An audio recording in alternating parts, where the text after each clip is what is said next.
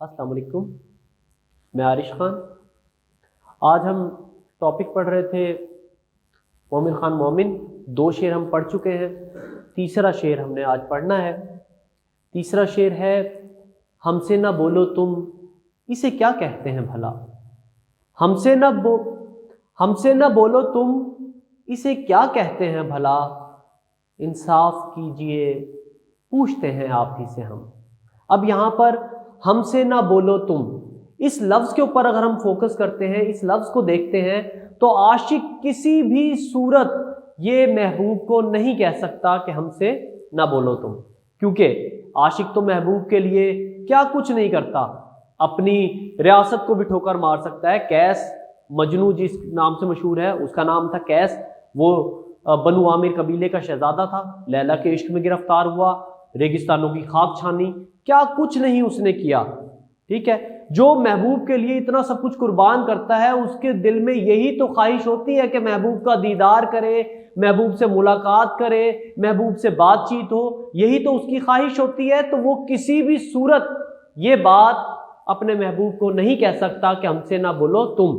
इसका मतलब साफ जाहिर है कि महबूब की साइकी ये है कि वो उसमें गरूर है, अना है, तकब्बुर है, वो अपने आप को बहुत कुछ समझता है, इसीलिए वही ये बात आशिक को कह सकता है कि हमसे ना बोलो तुम। अब यहां पर दूसरी बात वो क्या करता है, इसी लाइन से आगे क्या बात करता है, हमसे ना बोलो तुम इसे क्या कहते हैं भला। यानी आशिक अपने महबूब से पूछ रहा है कि तुमने जो मुझे ये कहा है कि हमसे ना बोलो तुम इसे क्या कहते हैं भला, इंसाफ कीजिए पूछते हैं आप ही से हम। इंसाफ करने को वो बात कर रहा है, वो इंसाफ किसी दूसरे से नहीं करवा रहा, बल्कि अपने महबूब से खुद कह रहा है कि आप ही इंसाफ करें। वो क्यों ये कह रहा है, क्योंकि वो किसी और से इंसाफ नहीं करवाना चाहता। ऐसे में महबूब की बदनामी हो सकती है। आशिक तो अपनी बदनामी से नहीं डरता, क्योंकि आशिक जब इश्क में मुब्तला होता है, उसे समझाने वाले समझाते हैं, वो समझाने के बाद भी बात नहीं समझता, बल्कि इश्क में मुब्तला हो जाता है। और अगर किसी इंसान से पूछ लिया जाए आपके लिए सबसे ज्यादा अहम क्या है, तो हर इंसान यही कहेगा कि उसकी इज्जत नफ्स, जबकि आशिक अपनी इज्जत नफ्स भी कुर्बान कर देता है, इससे भी दरेग नहीं करता। उसको अगर इज्जत का ख्याल है तो सिर्फ अपने महबूब का, कि कहीं मेरा महबूब बदनाम ना हो जाए।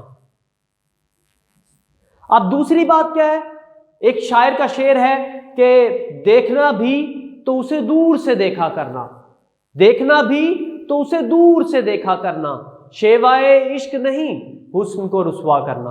तो आशिक हमेशा अपने इश्क में मुब्तला होकर महबूब का ही सोच रहा होता है कि कहीं वो बदनाम ना हो।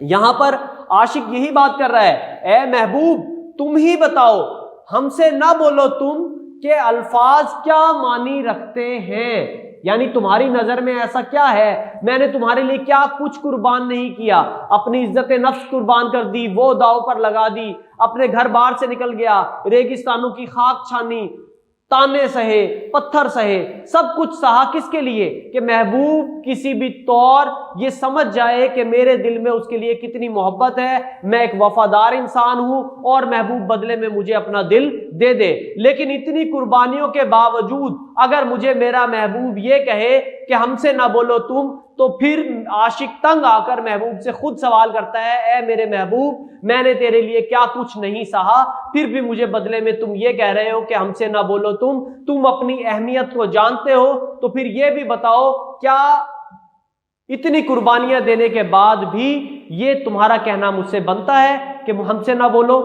बल्कि तुम्हें तो बदले में दिल देना चाहिए, बदले में एहसान जताना चाहिए और मेरा होकर रहना चाहिए। लेकिन तुम ऐसा नहीं कर रहे।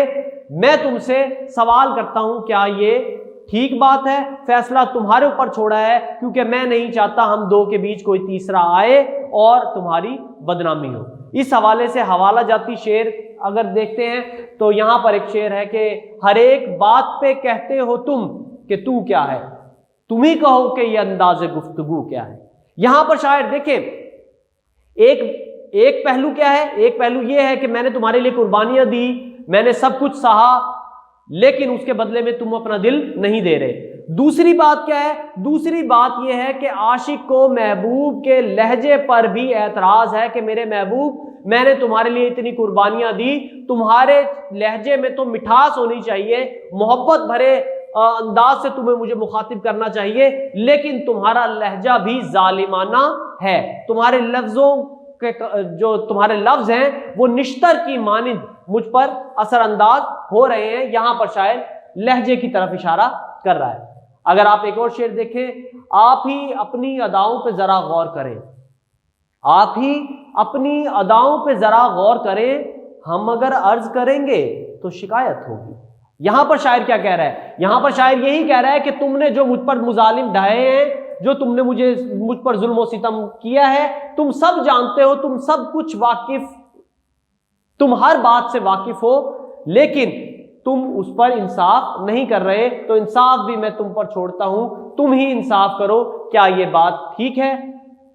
ایک اور دیکھیں، اب میرے پاس سے چپ چاپ گزر جاتے ہو، اب میرے پاس سے چپ چاپ گزر جاتے ہو، تم تو کہتے تھے محبت کو جمع رکھیں گے۔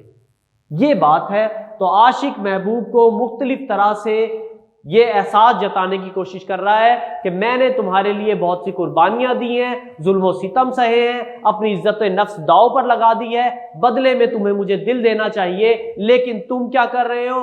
تم یہ کہہ رہے ہو کہ مجھ سے بات نہ کرو، تو مجھے تم سے جس قدر محبت ہے مجھے یہ انصاف کر کے بتا دو، کیا تمہارا یہ لہجہ، یہ انداز، یہ بات ٹھیک ہے جو تم مجھ سے کہہ رہے ہو؟ کیا تمہارا مجھ سے بات نہ کرنے پر کیا میں زندہ رہ سکتا ہوں؟ یہ تمام سوالات ہیں جو ایک عاشق اپنے محبوب سے پوچھ رہا ہے۔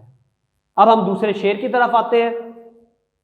دوسرا شعر ہے، بیزار جاں سے جو نہ ہوتے تو مانگتے، بیزار جاں سے جو نہ ہوتے تو مانگتے، شاہد شکایتوں پہ تیری مدعی سے ہم۔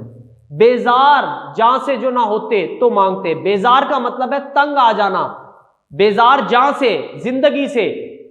یہاں پر شاعر کیا کہہ رہا ہے؟ اگر میں اپنی جان سے، اگر اپنی زندگی سے بیزار نہ ہوتا، تنگ نہ ہوتا تو مانگتا۔ کیا مانگتا؟ دیکھیں مفہوم دیکھیں، اگر میں اپنی جان سے بیزار نہ ہوتا تو رقیب کی شکایتوں پر گواہ طلب کرتا۔ دیکھیں ہمیشہ عشق محبت کی کہانی میں تین کردار ہوتے ہیں۔ تین کردار کون سے ہیں؟ عاشق، محبوب اور رقیب۔ رقیب کو مختلف انداز سے مخاطب کیا جاتا ہے، رقیب، عدو، اغیار، دشمن، غیر، یہ ایک ہی کردار کے کئی نام ہیں۔ تو عاشق یہاں پر کیا بات کر رہا ہے؟ عاشق یہ کہہ رہا ہے، دیکھیں عاشق محبوب سے محبت کرتا ہے، محبت میں خود کو فنا کرنے کے لیے بھی تیار ہوتا ہے، قربانیاں دیتا ہے، سب کچھ سہتا ہے، بدلے میں محبوب اس کا ہو جائے اس لیے۔ اور اگر رقیب کو دیکھا جائے تو رقیب کیا ہوتا ہے؟ رقیب وہ ہے، اگر عاشق محبوب سے محبت کرتا ہے، محبوب سے کوئی اور محبت کرتا ہے، وہ عاشق کا رقیب ہوگا۔ عاشق محبوب سے محبت کرتا ہے، محبوب کسی اور سے محبت کرتا ہے تو وہ بھی عاشق کا رقیب ہوگا، یعنی تھرڈ پرسن رقیب ہے، دشمن ہے، اغیار ہے، غیر ہے۔ یہاں پر شاعر اسی کے بارے میں بات کر رہا ہے۔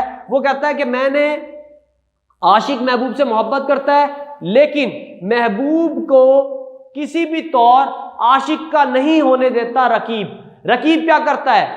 مختلف قسم کی غلط فہمیاں پیدا کرنے کی کوشش کرتا ہے، کان بھرنے کی کوشش کرتا ہے محبوب کے، محبوب کو یہ جتانے کی کوشش کرتا ہے کہ وہ وفادار نہیں ہے، عاشق تمہارے ساتھ سنسیئر نہیں ہے، تو تم اس سے تعلق ختم کر دو۔ اس کے ذہن میں مختلف باتیں لانے کی کوشش کرتا ہے۔ یہ شعر اسی حوالے سے ہے کہ محبوب نے عاشق سے گلہ شکوہ کیا ہے کہ تمہارے بارے میں رقیب مجھ سے یہ شکایتیں کر رہا ہے، وہ تمہارے بارے میں یہ بات بتا رہا ہے کہ تم میرے ساتھ وفادار نہیں ہو، تم میری برائیاں کرتے ہو، تم میرے ساتھ سنسیئر نہیں ہو۔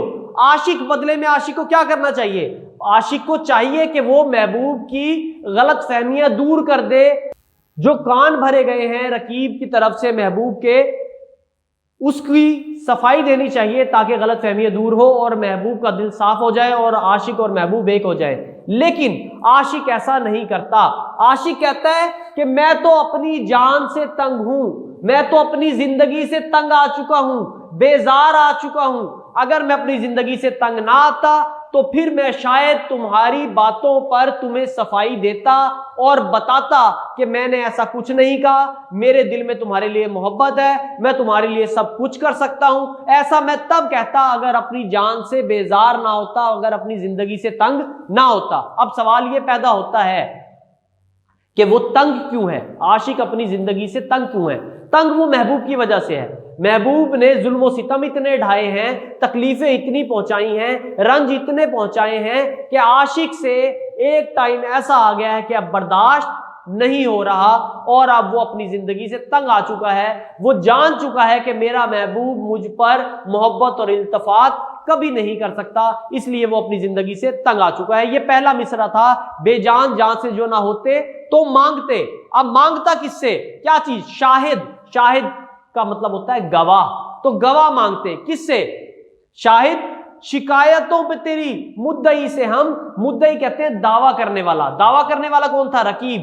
اگر تو میں اپنی جان سے تنگ نہ ہوتا تو پھر میں رقیب سے اس کے گواہ مانگتا کہ بتاؤ میں نے جو محبوب کے حوالے سے غلط بات اگر کی ہے تو کن گواہوں کے سامنے کی ہے۔ اگر میں ایسا کہتا تو پھر رقیب گواہ پیش نہ کر سکتا، رقیب جھوٹا ثابت ہو جاتا، میں سچا ثابت ہو جاتا اور عاشق اور محبوب دوبارہ ایک جیسے پہلے جیسے ہو جاتے۔ لیکن عاشق یہ جانتا تھا کہ محبوب اپنے ظلم و ستم سے پھر بھی باز نہیں آئے گا، میری زندگی اس نے اجیرن بنا دی ہے۔ اگر میں گواہ پیش نہیں کرتا، اگر میں اپنی صفائی پیش نہیں کرتا تو محبوب بدلے میں مجھ سے تعلق ختم کر دے گا، اور اگر تعلق ختم بھی کر دے گا تو بعد میں بھی اس کو چین نہیں ملے گا، بلکہ ایسا کرے گا کہ مجھ پر حملہ کر کے مجھے قتل ہی کر دے گا، مجھے جان سے ہی آزاد کر دے گا۔ اگر وہ ایسا کرے گا تو اس میں بھی ایک خوشی کی بات ہے، کیونکہ میں پہلے ہی اپنی زندگی سے تنگ آ چکا ہوں۔ اس لیے عاشق اپنی صفائی میں محبوب کو کوئی بات نہیں بتا رہا کہ وہ بدلے میں اس کو قتل کر دے اور وہ جان سے آزاد ہو جائے۔ شاعر یہاں پر بات کر رہا ہے وہ جو روٹھے یوں منانا چاہیے، وہ جو روٹھے یوں منانا چاہیے، زندگی سے روٹھ جانا چاہیے۔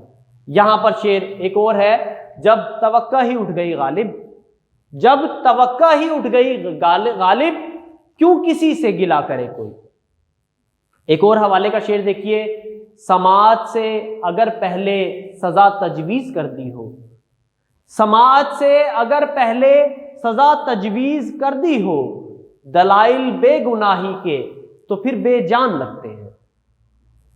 ایک شعر اور دیکھیں، ہو چکی غالب بلائیں سب تمام، ہو چکی غالب بلائیں سب تمام، ایک مرگ ناگہانی اور ہے۔ بہت شکریہ، اللہ حافظ۔